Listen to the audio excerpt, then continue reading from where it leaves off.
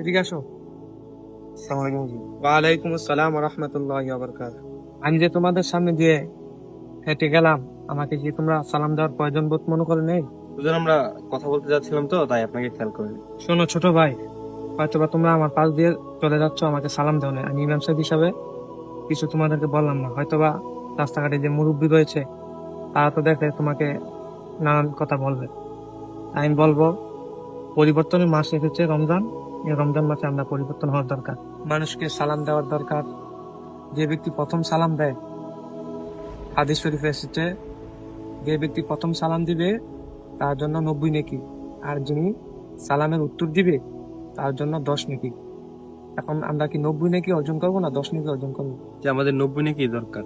যেহেতু তোমাদের 90 নেকি দরকার, তাহলে তোমরা পথে ঘাটে বৃদ্ধ, মুরব্বী, মসজিদের ইমাম সাহেব যাদেরকে দেখবা তাদেরকে সালাম দিবা। সালাম দিলে তোমার নিজেরই লাভ। যেহেতু রমজানুল মুবারক মাস আসছে, আমাদেরকে পরিবর্তন হইতে হবে, আমাদের জিন্দিগির গুণাগুলোকে ক্ষমা করাইতে হবে।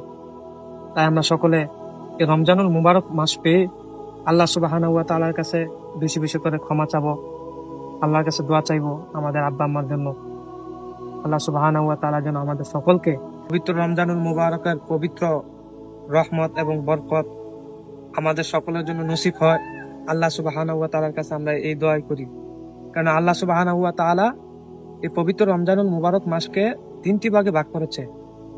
3টি ভাগের মধ্যে প্রথম 10 দিন হচ্ছে রহমতের 10 দিন, তারপর দ্বিতীয় 10 দিন হলো মাগফিরাতের 10 দিন, তৃতীয় 10 দিন হচ্ছে নাজাতের 10 দিন।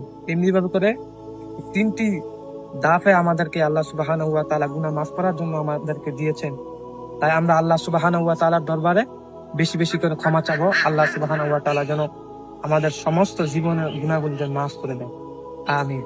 ছোট ভাইরা, যে ভুলটা আমি আজকে আপনাদেরকে ধরাই দিয়েছি, নেক্সটে যদি কোনো ছোট বা কেউ এই ভুলটা করে, আপনারা তাকে ডাক দেন, সংশোধন করে দিবেন। দর্শক বিন্দুরা, আজকে যে বিষয়টা আমি তাদেরকে বুঝাই দিলাম, আপনারা সকলে যারা দেখবেন, যারা এমনি রাস্তার মধ্যে অবহেলা করে, তাদেরকে ডাক দেন, বুঝাই দিবেন যে নেক্সটে তোমরা এই কাজটা করবে না। মানুষকে ভালো উদ্যোগ দিবেন, মানুষকে ভালোর পথে আনবেন। এই কামনা করছি। আজকের মতো বিদায় নিচ্ছি। আসসালামু আলাইকুম।